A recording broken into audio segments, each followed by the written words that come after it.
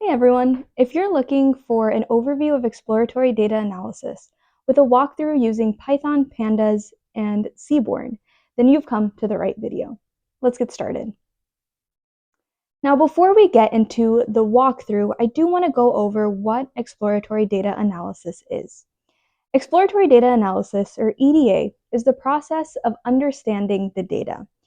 It generally involves summarizing and visualizing the data, and is normally the first step in any data analysis or data science project. You may be asking yourself, do I really need to perform exploratory data analysis before I jump into a deeper analysis of the data or data modeling? And the answer is that EDA is a crucial first step in any project. And there's three reasons for this. The first is that exploratory data analysis allows us to understand the data better. When we perform exploratory data analysis, we're able to look at the data, see what variables are included, see what their data types are, and see how these variables are distributed. The second reason is that EDA helps us with data cleaning. When we look at the data, we're able to see if there's any duplicated values, if there's any missing values, or there's any values that look incorrect or inconsistent with the rest of the data. And the third reason is that EDA helps us understand the relationships between variables. We're able to see how two or more variables are related to each other and what the direction and size of these relationships are. And all these three things will help us later on in our data analysis or data science project because it will help inform our cleaning steps, our model selection, and things like feature engineering. So now that we know what exploratory data analysis is and why it's important, let's get to the walkthrough. I want to preface this section by saying that there's many different ways to do exploratory data analysis. The steps for EDA that I've shown in this video are generally the most common steps that are used and the ones that I use across all of my datasets. In your dataset, you may use more steps or do something a little bit differently. The ones I've shown here are the most common steps. So the dataset that I am using today is the Spotify Tracks dataset that I got off of Kaggle, and I'll leave the link to this dataset in the description below. Now this dataset contains different Spotify songs along with metadata about each specific song. The data is also provided as a CSV file that you can download. So the first step in any exploratory data analysis project is to first look at the data dictionary that's given with the dataset. And the data dictionary normally contains information about what columns are contained in that dataset and what each column captures. Many times the data dictionary will also give some information about how the data has been collected. So for the Spotify Tracks dataset, we can see that there's a column description section, and here the name of each column is given along with a description of what that column is capturing. And as we look through this, some important information we can find is that for popularity, one of the columns, if we read this, we see that popularity is calculated by an algorithm. Now, this is an important piece of information because it tells us that this may not be something that comes from Spotify directly. This might be something that the creator of the dataset is calculating on their own and adding to the dataset. That's a piece of information that we may find is important later on in our analysis. Now, if you're getting a data set, let's say at work, and someone just gives you the data set without a data dictionary and it's not available online like it is on Kaggle, you can generally ask the team that created the data set about a data dictionary or answers to questions you would normally reference a data dictionary for, and they should have those answers. All right, so switching back to VS Code, here I have a Jupyter notebook up, and this is where we're going to do all of our analysis. The first thing we want to do is add our import statements, and we're going to be using pandas, so let's import that. We're also going to be using matplotlib,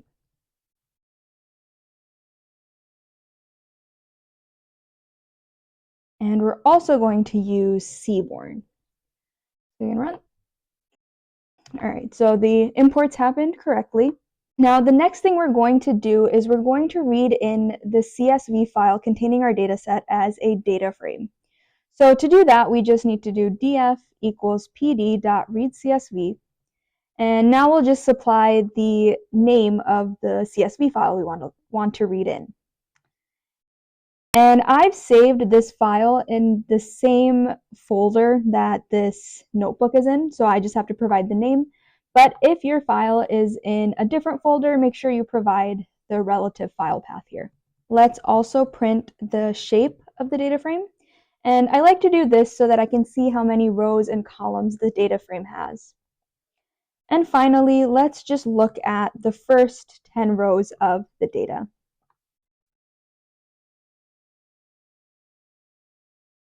So we can see that our data frame has 114,000 rows and 21 columns. And when we look at the actual output, or the first 10 rows of the data frame, we can really quickly see that we have this one kind of ambiguous column called unnamed 0.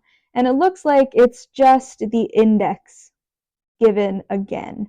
So the CSV file probably had an index column in it. It probably didn't have a column name, which is why Pandas just inferred the name unnamed.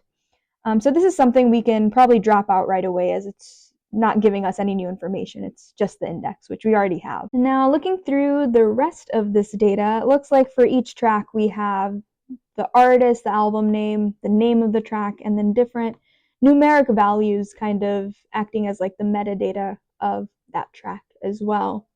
And it looks like we have all kinds of data. We have strings, we have Boolean values, we have integers, floats, all kinds of stuff. So next, before we do anything else, let's drop out that unnamed column. And to do that, the first thing I want to do is actually get a list of the columns that are in the data frame, just so I can get the correct name of that unnamed. So now we can just copy unnamed 0 over here. That's the one we want to drop.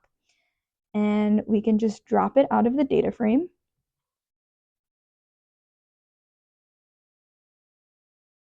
So to do this, we'll use the drop function.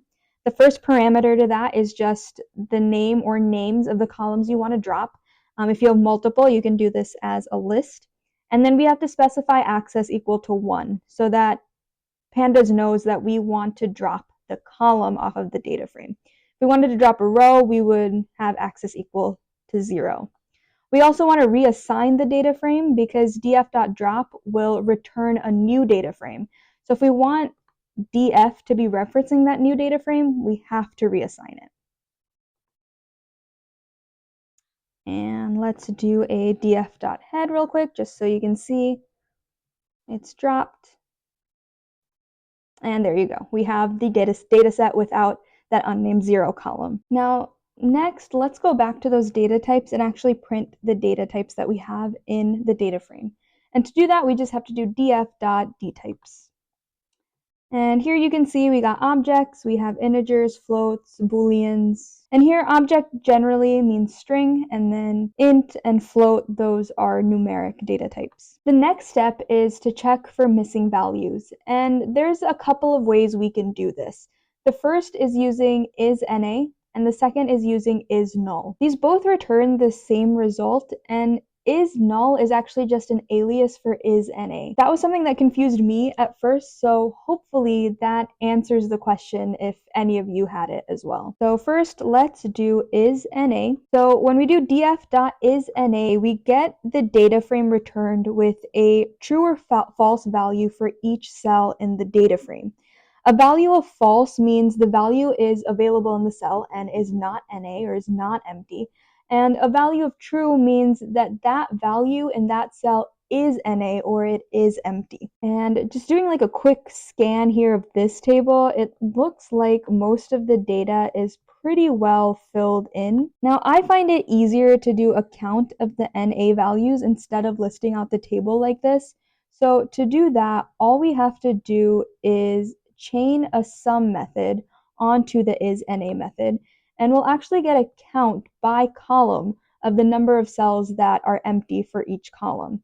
So here it looks like the data frame is pretty well filled in because there's only one cell for artist, album name, and track name that is NA or is empty. And just to demonstrate that is null does the exact same thing, we can do that over here. We'll do is null dot sum, and you'll see that this returns the exact same result as is NA.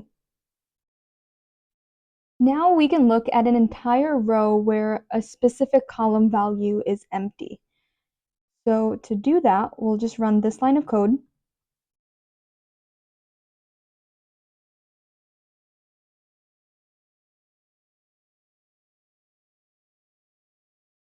Now this line uses lock, which returns a specific index from the data frame.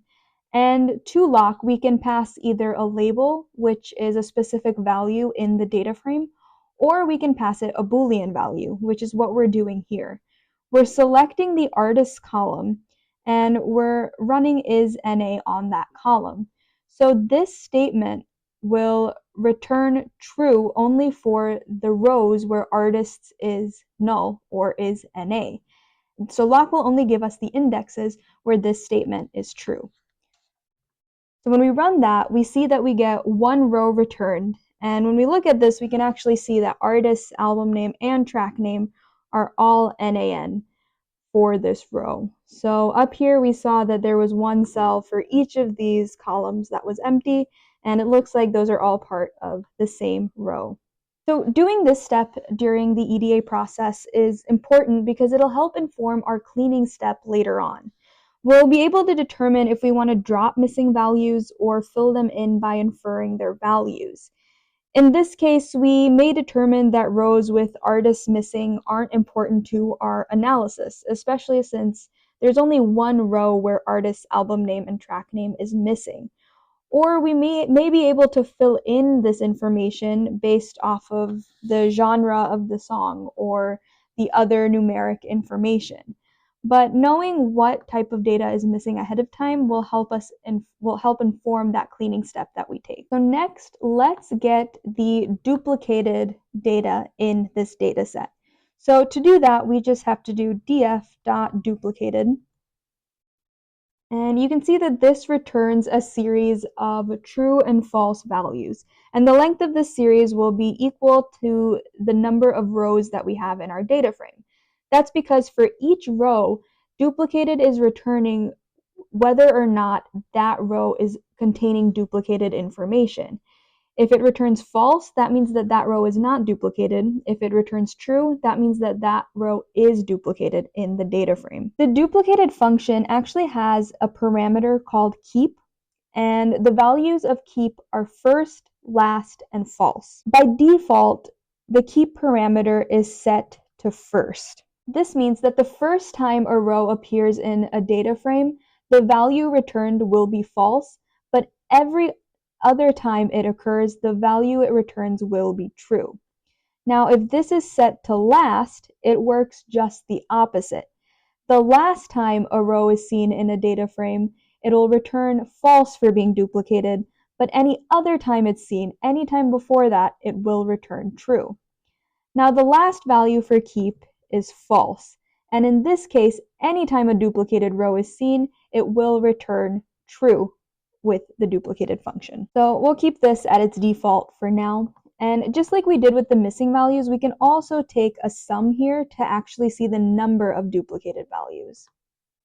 So here we can see that we have 450 rows that contain duplicated data. Now remember, this is using keep equals first by default, but if we change keep equal to false, so that now it's counting every single time a row is duplicated as true, we see that the sum increases to 894. Now, similarly to the missing values, we can also pull the rows where the data is duplicated and look at each of those rows. So to do that, we also can use the lock operator here. And we'll do keep equals false, so that will return all of the rows that are duplicated instead of just everything after the first occurrence or everything before the last occurrence. So here we're actually passing the lock this Boolean value, and it'll return all the rows where this evaluates to true. So here we can see that these are all the duplicated rows, and you can also see that sometimes the duplicated rows aren't next to each other, so it's kind of hard to compare them. So what we can actually do is we can do a sort values on track ID, because that should be fairly unique to each Spotify record. So here is the data frame ordered by track ID. So now all the duplicates are next to each other. So finding the duplicates helps us understand if we need to drop any data or which duplicated values we may need to keep. And this can be really useful to look to see if there are duplicated values for a column that should be unique. For example, here we could look to see if there's any duplicated values in track ID specifically. So to do that, I can actually copy what I have up here, paste it down here, and the only difference is instead of looking for duplicated values for an entire row, we'll just look for duplicated values within the track ID. And here we can see there are some rows where just the track ID is duplicated. Maybe something else in this record is slightly different. So here we can see the genre is actually different for a track ID that's the same with the same name, the same artists, the same numeric values. So that's something that when we're passing this data to a model or we're doing further analysis, we'll have to decide which of these records to keep. We may need to do more investigation on how genre is determined and how we'll know which one to keep. So looking at duplicated values can alert us to potential data issues if there are any. Now that we've looked at the missing and duplicated values, we can start doing some analysis of the individual columns. And this is known as univariate analysis. First, let's look at the qualitative variables. Qualitative variables are variables like text data that can't be counted or measured. These are also called categorical variables. And for categorical variables, the main analysis we can do is that we can get the count of unique values for each categorical variable. So for the artists column, we can do df artists dot value counts. And when we run this, we can see all the unique values for this column in the data frame. We can see the Beatles, George Jones, Stevie Wonder, and then we can also see the count of each of those values in the data frame. I would suggest doing this type of analysis on all of the categorical variables in your data set, or at least the variables that are of interest. Knowing how many different values there are for each categorical variable can really help us later on in the data transformation stage, because it informs us about how these variables need to be encoded in order to be passed to a model. For example, in this case, using all 31,000 categories would increase the feature set too much. So knowing that we have this many different values for this variable, we may instead choose just to use the top 10 values by count. Next, let's do some univariate analysis of the quantitative variables. Quantitative variables are the variables that can be counted or measured. These are numeric values like integers and floats. The first thing we can do here is we can get the summary statistics of each of the quantitative variables. Now I do want to do a quick aside here and just go over some important statistical concepts. These include central tendency, spread, skewness, and kurtosis. If you're already familiar with these concepts, feel free to skip ahead to the next chapter. The first concept is central tendency. Central tendency is the location of the middle values in a distribution. And there's three different measures for this. The first is the mean, or the average of a data set. And this is the measure that's frequently used for central tendency. The second is the median. And the median is just the middle value in a range of values. And this measure is pretty robust, which means that even if there's outliers in the data set, the median won't be affected too much. Therefore, the median is the measure of central tendency that we use when we have a highly skewed distribution.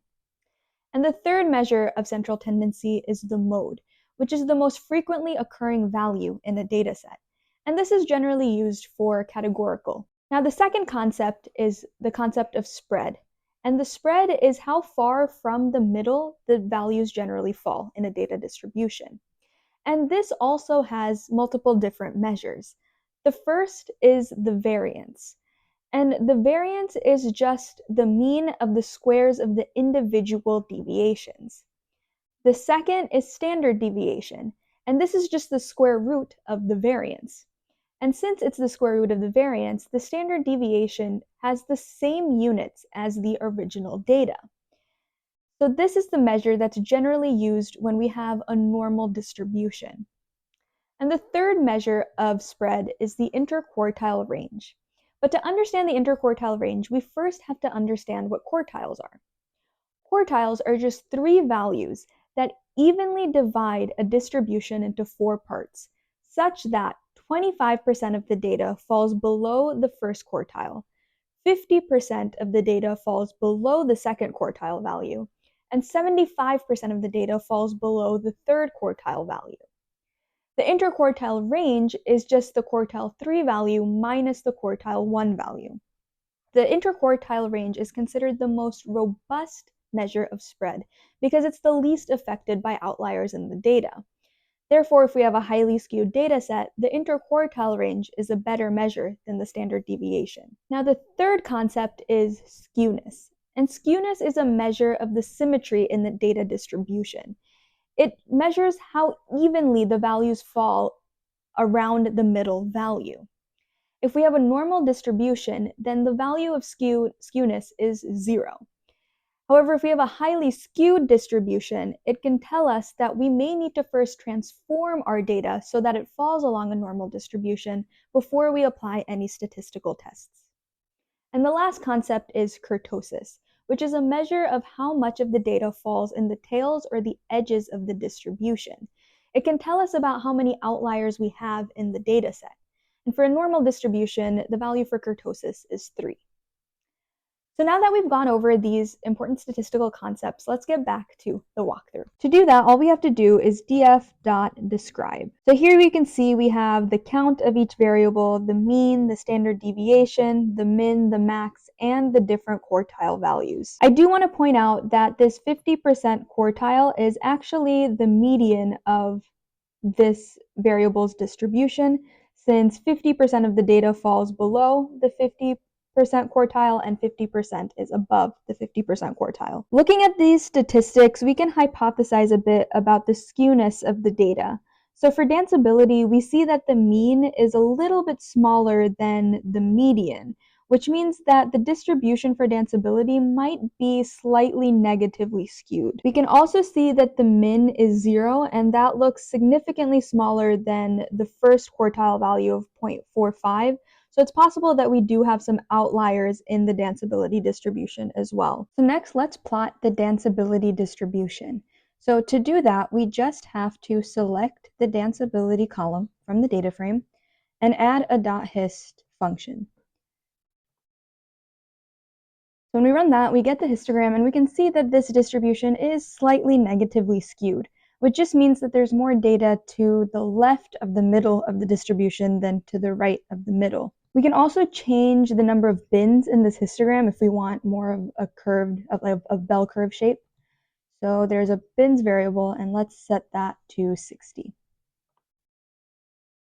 So here you can see it's a bit more of a curved shape and still negatively skewed. The next thing we can plot for a quantitative variable for univariate analysis is a box plot, or a box and whisker plot.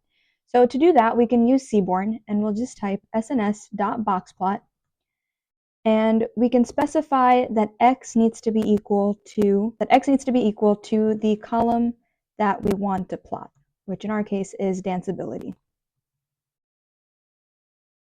And setting this to the x variable means that the values of the danceability column will be plotted along the x-axis. You can also have this as y equals df danceability, which just means that the values will be plotted along the y-axis. All right, so here is the plot. And here you can see that in this box, this is explaining the different quartile values. So this middle line here is the quartile 2 value, also known as the median value. We can see that's a little bit below 0.58, which I believe is correct for this variable. And this side of the box is the quartile 1 value. This side of the box is the quartile 3 value. And the width of this box is the interquartile range, which is just the quartile 3 value minus the quartile 1 value. Now these lines over here are known as the whiskers of this box and whisker plot. And these are the minimum and the maximum as determined by the interquartile range. So this minimum is calculated by taking the quartile 1 value minus 1.5 times the interquartile range. And this maximum is calculated by taking 1.5 times the interquartile range plus the quartile 3 value. And anything that falls outside of these min and max values are considered outliers. So here we can see we do have a few outliers for the danceability variable. So just like the categorical variables, I would suggest creating these types of plots for all of the quantitative variables as well. These plots really help you understand the distributions of the variables and can alert you if the data is not normally distributed. If you find that the data isn't normally distributed, then you'll know that you have to apply some data transformations so that the data falls along a normal distribution before you perform any statistical tests or any models to the data. Now let's move on to multivariate analysis. Multivariate analysis looks at how two or more variables are related to each other. The first thing we can do here is create a heat map of the correlation coefficients of the variables, of the quantitative variables in the data frame. Pandas provides a method called core that will do this, but first we have to reduce this data frame down to just the quantitative variables, since this function only works on numeric data. So to do that, let's just print out the columns that we have again. Then we can copy these columns. We'll create a new data frame called dfcore, which will have all our correlations. And we'll just take the subset of the numeric columns, which means we don't want track ID, we don't want artists, we don't want album name, and we don't want track name. We also don't want this explicit variable, since that's a Boolean value. And then we also don't want track genre. So this will just take the subset of these columns that we've specified from the data frame, and to that we can apply the core function, and we will print out the dfcore data frame. And here you can see we have a table that has the correlations between each pair of variables. So you can see for popularity and duration, the correlation is negative 0.007, which means that these two variables are not correlated really at all. You'll also see in this table that along the diagonal, all the values are 1, and that's just because the correlation of a variable with itself is always going to be 1. Now that we have this correlation matrix, we can go ahead and create the heat map. And we can use Seaborn to do this as well. So first, let's set the size of the plot so that we'll be able to read what the heat map says easily. And now using Seaborn, we can just use the heat map function. We'll pass it dfcore, and we'll just hit run. So here you can see that the heat map is generated, and there's a color bar that indicates the value of the correlation coefficient. So a darker color means that the two variables are more negatively correlated, and a lighter color means that the two variables are strongly positively correlated. Now in this map, it's kind of hard just by looking at the colors to see the exact correlation value. So what I like to do is I actually like to annotate these heat maps. So there is an annotation parameter that we can set to true.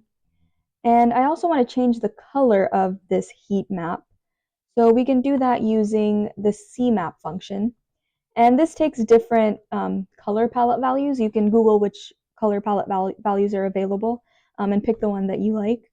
So this one will actually turn it into different shades of blue.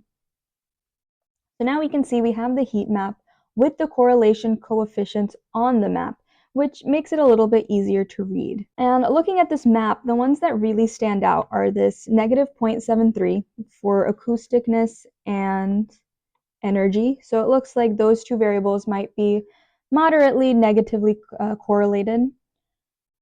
We can also see 0.76 for loudness and energy. So that means that those two variables might be a bit positively correlated. And it doesn't look like any other pair of variables is strongly correlated either way. We're seeing a lot of values pretty close to 0 here.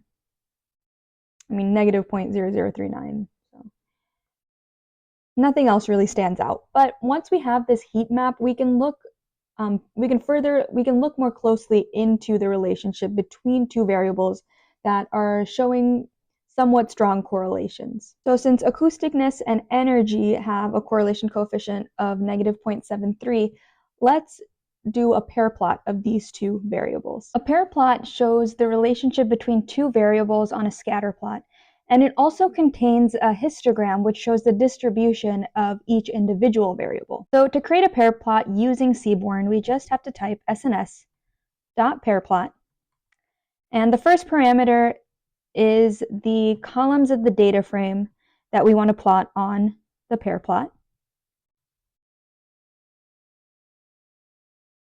So we're doing acousticness and energy. And here you can add in as many columns as you want. Since I'm only adding 2 columns in, the pair plot will be a 2x2 plot. If you add in 3 variables or 4 variables, you'll get a 9x9 plot and a 16x16 plot, and so on. And the next 2 parameters are height and aspect. And these 2 parameters determine the size of the pair plot. And I found it takes a little bit of experimentation to find out which values are going to give you the correct size plot. But for this one, 5 and 1.5 works. So if we hit run on this, we'll see that the pair plot is generated. And here is the histogram showing the distribution of the acousticness variable. And here is the distribution of the energy variable. And here you can see the scatter plot showing the relationship between acousticness and energy. And you can kind of see a negative correlation here, but it does look like a bit of a mess. And that's because there's just too many points for us to plot in this chart. So to make this a little bit easier to see, what we can do is we can take a random sample of the data frame with fewer points and plot that instead. So let's go ahead and try that. So to do that, let's create df.sample, and we'll take our subset of the acousticness variable and energy.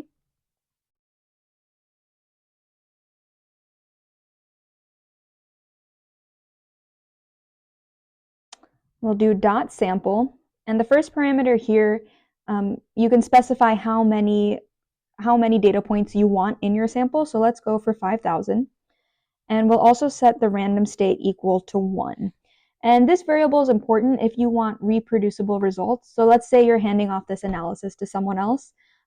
If they have random state set equal to 1 in this function as well, then they'll get the same results that you did. So now let's plot the pair plot with that sample data frame. I'll just copy this from up here, paste it down here, and I'll just replace our data frame here with df.sample.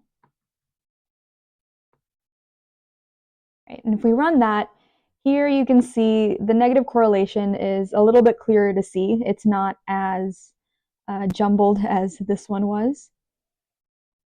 And what we can do here too is we can remove the random state parameter if we want and run this a few more times just to see with different samplings of the data frame if we're still getting a similar plot. And it looks like we are. So one more time. Yep, still showing a kind of a negative correlation. It is negative 0.7, so it's not going to be super strong, but we can definitely see one here.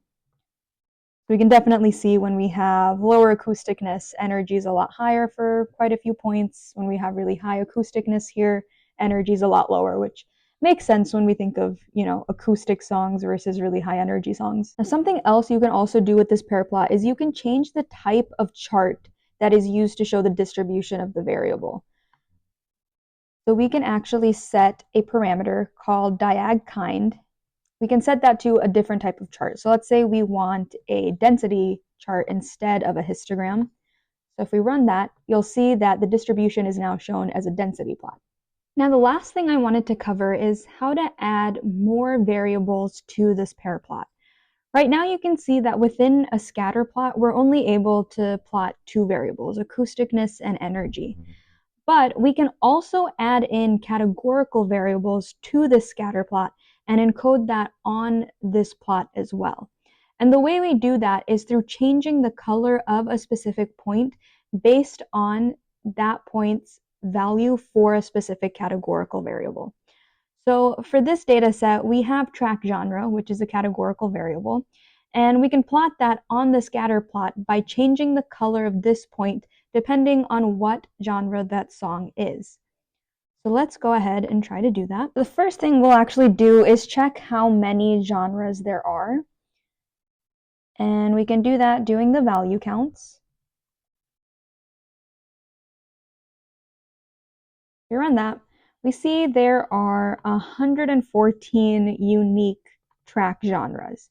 Now, plotting 114 different values onto the scatter plot isn't going to give us a lot of information. It'll be hard to read, and 114 categories are kind of hard to sort through on a scatter plot like this. So what we can do instead is we can just pick 5 different genres and plot those onto the scatter plot. So what we'll do now is we'll create a new data frame called data frame genres, which only has Spotify tracks from 5 different genres. So to do that, we'll take df and we will only take the subset of the data frame where track genre dot is in a list of different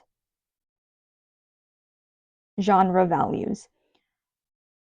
So here we're looking to only select values from the data frame where the track genre is in this list of elements. So next we can actually take the 5,000 sample that we took earlier. We'll just take it from df genres instead of the overall data frame. So actually just copy this down here. And instead of df acousticness energy, we will change this to df genres. And we'll take the sample of 5,000. And we'll actually set the random state equal to 1 here, so that when this is run again, it'll produce the same results. And now we can create the pair plot. Copy this line again. Now the difference is going to be we have df sample, and on here we only want to select acousticness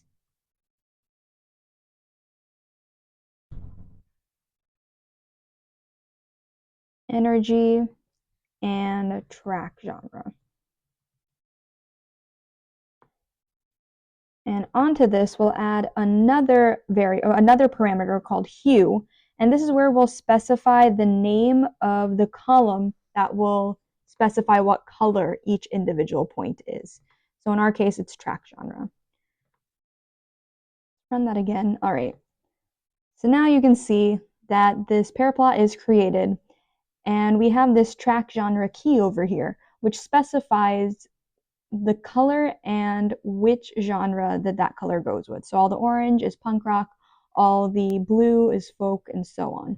And you'll also see that these density plots are also now separated by the genre that the song is for. So a lot of times when you do this type of encoding of a categorical variable, you can look for clusters in the data to see if specific types of songs are all in a specific portion of the graph. It doesn't look like we have too many clusters here. Maybe we can see that, punk rock is a little bit higher on energy, a little bit lower on acousticness for the most part. We may see that folk songs are a little bit higher acoustic, have a higher acoustic value but a lower energy. And I think that kind of tracks with how folk and punk rock songs generally are. But it doesn't seem like there's really clear clusters here, but that's generally what you can look for when you encode a categorical variable with color on a scatter plot. All right, so that wraps up this overview and walkthrough of EDA. I'll leave the link to the notebook in the description below in case you want to go through it yourself. I really hope that you found this valuable and helpful in some way. If you did, or if you have any questions, let me know in the comments below. And as everyone says, please subscribe to this channel for more videos. And thank you so much for watching this one, and I'll see you in the next one.